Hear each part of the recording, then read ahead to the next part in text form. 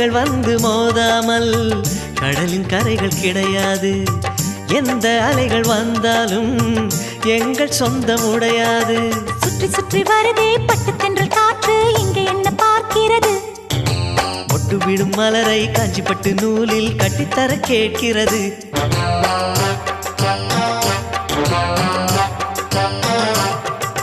வேலைகள் கிடையாது, எந்த வெள்ளமும் நெருங்காது. நிலவே இது கொஞ்சம் கிளிகளின் இசைப்பாட்டு.